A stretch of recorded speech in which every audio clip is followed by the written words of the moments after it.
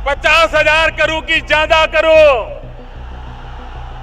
60,000 करोड़ की ज्यादा करो, 70,000 करोड़ की ज्यादा करो, 75,000 करोड़ की ज्यादा करो, 80,000 करोड़ की ज्यादा करो, 90,000 करोड़ की ज्यादा करो।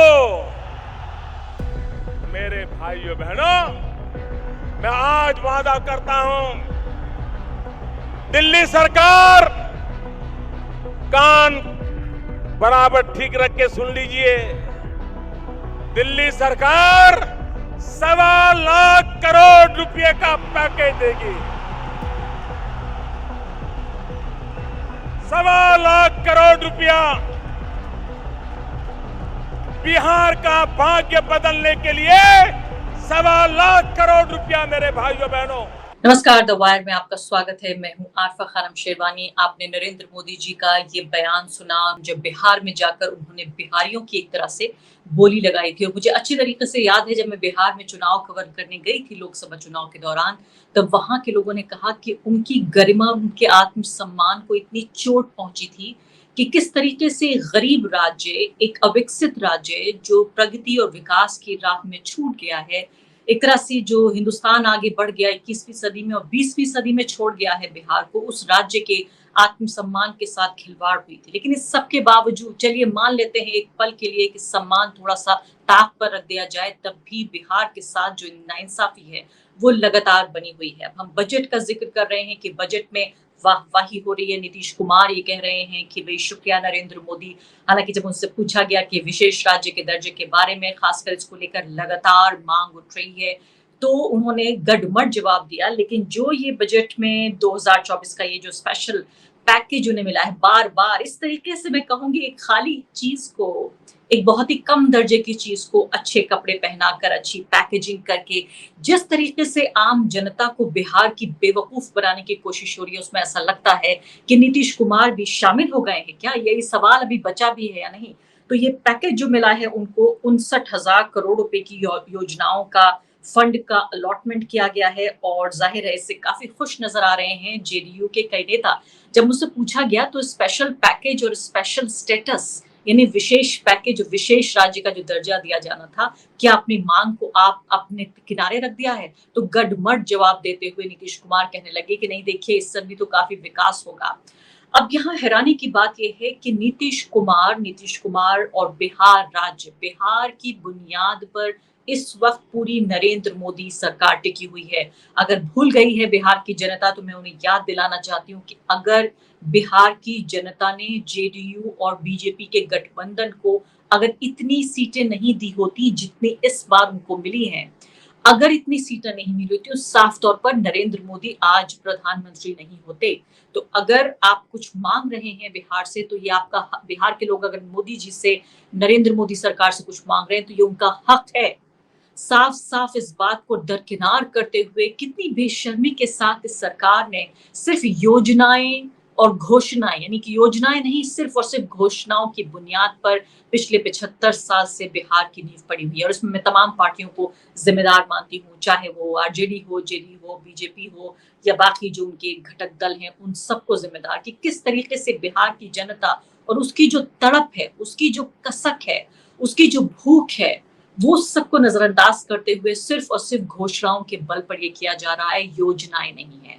अब इसको जेडीयू ने बढ़ चढ़कर इस मामले को उठाया है और मनोज झा जो आरजेडी के राज्यसभा के सांसद, उन्होंने कहा है कि इस स्पेशल पैकेज, स्पेशल दर्जा ना दिए जाने पर सड़क से लेकर संसद तक ये बात उठेगी और आंदोलन होगा। आइए सुन लेते हैं। बिहार श्रम आपूर्ति के राज्य के टैग से निकलना चाहता है। ये टैग हमेशा औपनिवेशिक शासन काल से आज तक लगा हुआ है। स्पेशल इकोनॉमिक जोन की बात होती है, 378 पूरे देश में है, 265 ऑपरेशनल है। बिहार में एक भी नहीं है सर, बिहार में एक भी नहीं है। तो मेरी मांग होगी सरकार से कि बिहार को वोटिंग स्टेट सिर्फ मत मानिए। पूरा बिहार, भाजपा के हमारे मित्र भी जानते हैं कि विशेष राज्य का दर्जा और विशेष पैकेज में या नहीं होना है। हमें दोनों चाहिए।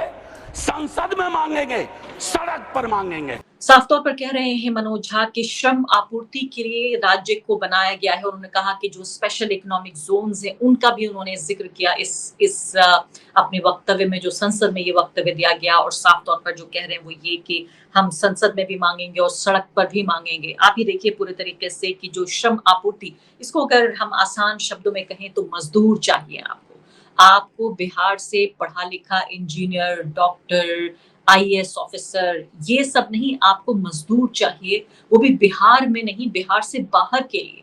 और इसीलिए किस तरह से बार बार कहा जाता है कि बिहार से गरीब रथ कभी लालू यादव चलाते हैं तो कभी कोई और ट्रेन चलाई जाती है, चूंकि बिहार के बाहर भारत के बाकी हिस्सों में बिहारी मजदूरों की जरूरत है, इसलिए आप कम दर्जे की सस्ते टिकट की ट्रेनें चलाते हैं, लेकिन बिहार को इंडस्ट्री नहीं देते, बिहार का विकास नहीं करते, बिहार को वो नहीं देते जो उसका हक है, जो उसके लिए जायज है।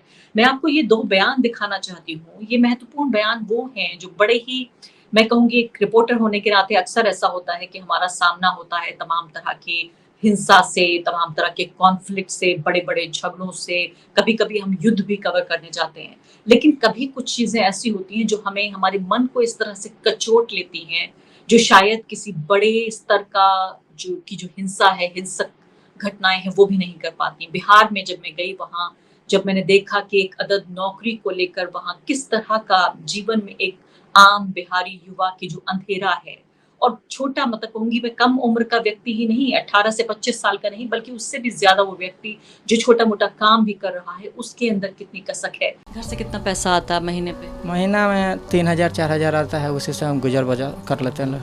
तो ये बताइए कि सिर्फ 12,000 जो पेंशन आ रही है पिताजी की, उसमें से 3-4 हज़ार आपको भेज देते हैं? हाँ, 3-4 हज़ार हमको भी आ जाता, तो उसी में महीना दिन कभी तबीयत खराब है, बुखार हो गया, कभी कापी कलम है, ये सब है। जैसे 9 तारीख हो गया, अभी तक घर से पैसा नहीं आया है। घर से फ़ोन करते हैं कि पैसा भेजने के लिए, सर 2 दिन वेट करो, 2 दिन वेट करो। घर का स्थिति देख के हम लोग भी जो उतना प्रेस नहीं करते, आखिर क्या करें, हम लोग भी किसी तरह से मैनेज कर लेते हैं, जैसे होता है उसे रह लेते हैं। अभी जो है ना टीचर वाला वैकेंसी आया है, तो मेरी सिस्टर भी नेट निकाली हुई है और वो पीएचडी कर रही हैं BNMU से, और 10+2 में उसका इस बार जॉब हुआ। तो थोड़ा सा अभी जो है मेरा ये रूम किराया या कुछ लाने में तो थोड़ा सा सपोर्ट कर रही हैं। मैं यहाँ मतलब पटना को पढ़ने के लिए इसलिए आया हूँ कि मेरा घर का मतलब स्थिति बहुत ख़राब है। मैं पढ़ाई करने के लिए भेजा गया यहाँ कि मतलब कोई भी एक अच्छा सा कोई मतलब जॉब उब करेगा तो घर का स्थिति थोड़ा सा सुधार सकेगा। आर्मी वगैरह का भी वैकेंसी आता है तो उसको भी हम ट्राई करेंगे कि हो सकता है तो हो जाए तो अच्छा ही होगा। मतलब अग्निवीर के लिए भी आप अग्निवीर के लिए भी ट्राई करेंगे। ऐसे तो अच्छा नहीं है अग्निवीर, लेकिन फिर भी हम ट्राई करेंगे, कुछ ना कुछ तो होगा ना। हम लोग इसी पंखा से काम चलाए, ये पंखा ख़राब हो गया, ऐसे ही रख दिया, बनाने के लिए 500 रुपये मंगाया, ठीक है, ऐसे रख दिया है लोग। चलेंगे, अगला महीना में पैसा आएगा तो बनाएंगे। ये ऊपर लगा हुआ रहता है। मैं आपको यहाँ इसलिए लेकर आई हूँ, ये बताने के लिए कि ये जो भूख है और ये जो हताशा है और ये साथ साथ जो उम्मीद, इस सब का गढ़ है ये। यानी कि ये केंद्र बिंदु है न सिर्फ कि हताशा, निराशा, बल्कि आशा का भी कि यहाँ से बाहर एक रोज हम निकलेंगे। अभी सरकार इस सत्ता में बिठा के रखे, हम उनसे ना मांगे तो किन से मांगे? जाके हम तेजस्वी से मांगे या कांग्रेस से मांगे? अभी बीजेपी का सरकार, हम बीजेपी से ना मांगे तो किनको मांगे हम? अभी तो कोई बोलता नहीं है वहाँ पे सरकार के सामने में। सलाखों के पीछे रहता है। जैसे कोई भी आवाज़ उठाए, अच्छा नेता होगा, आवाज़ उठाएगा कि हाँ इस मुद्दा पर बात करेगा, उसको जेल में डलवा देंगे। बस यही तानाशाही का सरकार है। हम सब जितना भी विद्यार्थी सब है, जितना स्टूडेंट सब है, मतलब सब लोग का मतलब यही कहना है कि इस बार की मतलब जो 5 साल जितना मतलब जो कुल मतलब कोई काम का नहीं आ रहा, जित रहा है हर बार सत्ता में आ रहा है, कोई काम नहीं कर रहा, इस बार मतलब सब अपना बदलाव करना चाह रहे हैं। मोदी जी तो ये सोच रहे हैं कि भाई ठीक है आप युवा होंगे, बेरोजगार होंगे, लेकिन फिर वो आखिर में आपको धर्म और जाति पर ले आएंगे। वो धर्म जाति पर लाते हैं, ये नहीं कि नहीं, डेली के डेली जब भी न्यूज़ देखे तो बोलते हैं हिंदू मुस्लिम ये वो, तो वैसे तो हम लोग भटकेंगे नहीं, हम लोग शिक्षित हैं। यदि सरकार परिवर्तन होती है तो हमको लग रहा है कि जैसे नरेंद्र मोदी जी ने 2 करोड़ रोजगार का वादा किए थे प्रत्येक साल, तो वो तो दिख नहीं रहा कहीं धरातल। तो केंद्र सरकार ने साफ तौर पर कह दिया है कि वो विशेष राज्य का दर्जा के लायक नहीं समझता बिहार को, और क्यों नहीं समझता, इसके लिए बाकायदा वित्त राज्य मंत्री पंकज चौधरी ने बाकायदा संसद में इस बात का जवाब दिया कि योजना सहायता के लिए विशेष श्रेणी का दर्जा पहले राष्ट्रीय विकास परिषद के जरिए उन राज्यों को दिया जाता था जो खास तरह की चुनौतियों का सामना करते थे। यानी बिहार को अभी भी ये नहीं माना जा रहा है कि खास तरह की चुनौतियों का सामना कर रहा है। इन चुनौतियों में क्या-क्या आता है? यानी आप ये सोचिए कि टिपिकल टेक्स्ट बुक डेफिनेशन, यानी बदलते वक्त के साथ-साथ परिभाषाएं नहीं बदलेंगी। बदलते वक्त के साथ-साथ चुनौती हम किसे कहते हैं, वो चुनौतियां उनको नए सिरे से नहीं देखा जाएगा कि 20 साल पहले चुनौती किसको माना जाता था और 20 साल बाद चुनौती किसको माना जाता है।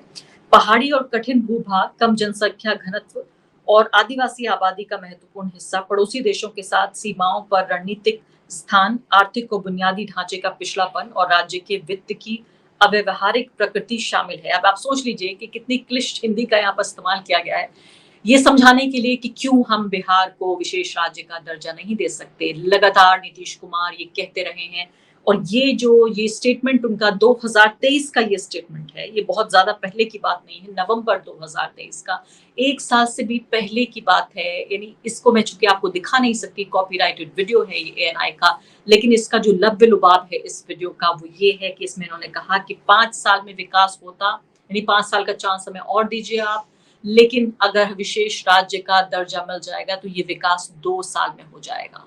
इसके बाद उन्होंने कहा कि विशेष राज्य का दर्जा नहीं मिला तो आंदोलन होगा। कहाँ है वो आंदोलन? अभी मैंने आपको बताया कि नीतीश कुमार जी तो पूरे तरीके से संतुष्ट नजर आते हैं, पूरी तरीके से मुतमईन नजर आते हैं कि कोई बात नहीं है, विशेष दर्जा नहीं मिला तो विशेष पैकेज ही मिल गया। ये वही नीतीश कुमार है जो नवंबर 2023 के इस बयान में एक पब्लिक यहाँ पर सभा हो रही है, उस जनसभा में वो कह रहे हैं कि आंदोलन होगा।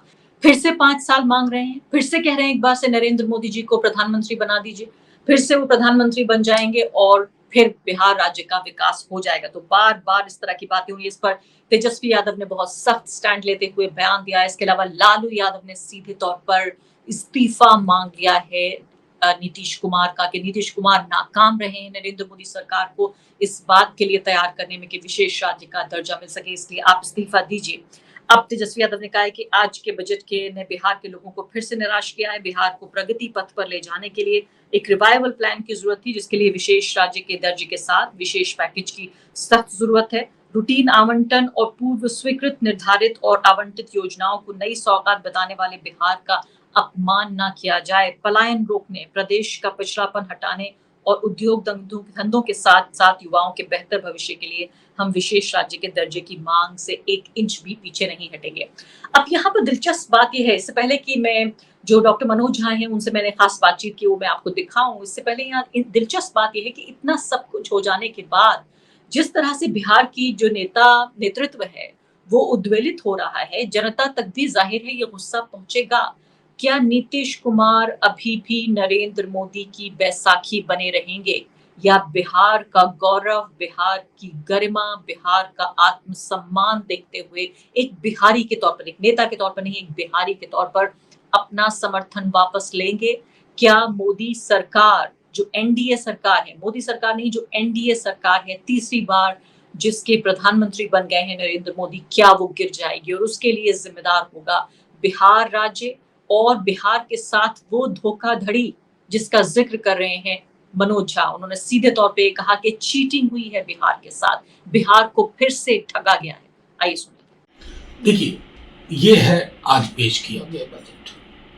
इस बजट की खास बात ये है कि ये खास बजट आम लोगों का बजट ही नहीं। मीडिया के कई मेन स्ट्रीम मीडिया के कई साथियों को एक स्क्रिप्ट पकड़ा दी गई, कहा कि बिहार आंध्रा 2AB, यानी कि आंध्रा और बिहार।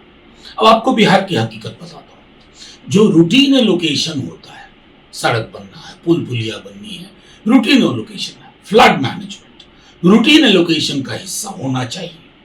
जाहिर तौर पर उसको सौगात की तरह पेश किया जा रहा है। जो लगातार राबड़ी जी जब मुख्यमंत्री थी तब से लेकर के जब नीतीश जी हुआ करते हैं तेजस्वी जी के साथ, तो अलग जुबान बोलते हैं कि नहीं आंदोलन करेंगे, हमारा हक है। अब चुप बैठ गए, क्या मजबूरियां मैं नहीं जानता, कभी न कभी तो लोग जानेंगे।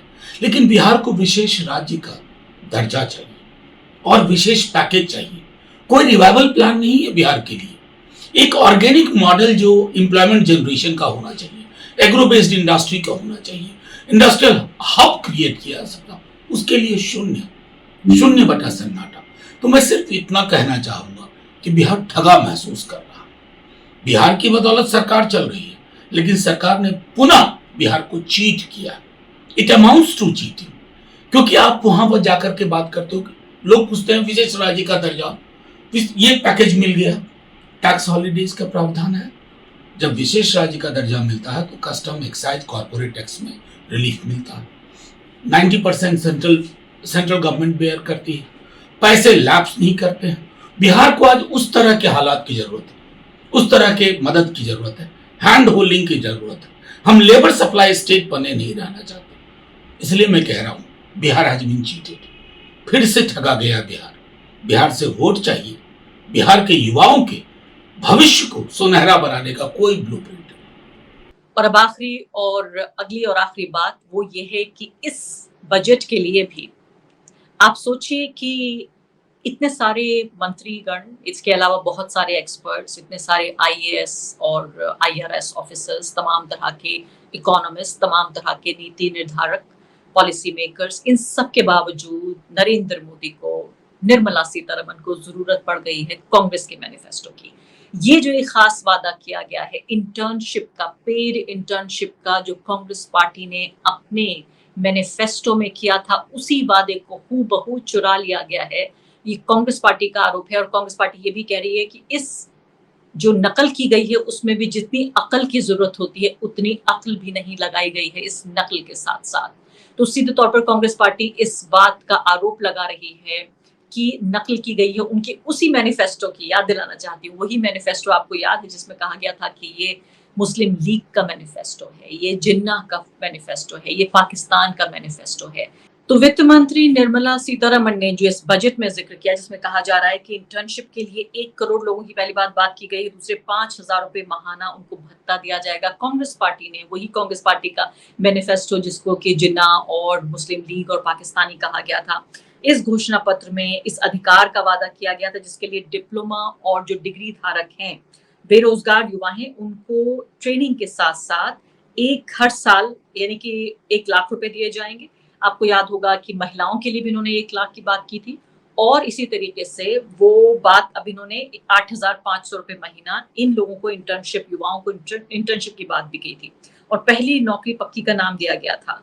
अब ये देखिए कि इसको भी पूरे तरीके से इस इंटर्नशिप प्रोग्राम को ले लिया गया है। तो अब मैं सुप्रिया श्रीनेत को सुन रही थी, वो ये कह रही थी कि जो 500 बड़ी कंपनियां हैं भारत में, अगर 1 करोड़ का हम जिक्र करें तो क्या 4-4 हजार लोगों को लेने के लिए तैयार हैं बड़ी कंपनियां?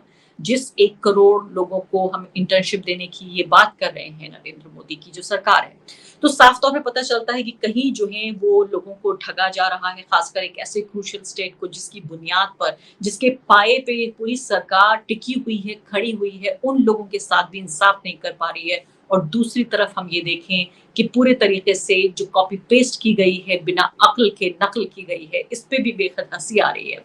अब यह सवाल ही पैदा होता है कि इस पूरे बजट से जो एक सबसे बड़ी चीज गायब है वो है इस सरकार का आत्मविश्वास। कहीं ऐसा तो नहीं है कि नरेंद्र मोदी खुद ये समझते हैं कि ये सरकार 5 साल नहीं चलेगी, जैसे तैसे एक आधा अधूरा बिना मन से बनाया गया ये बजट जिसमें ना आत्मविश्वास है, ना कोई दूरदर्शिता नजर आती है, ना कोई दिशा नजर आती है।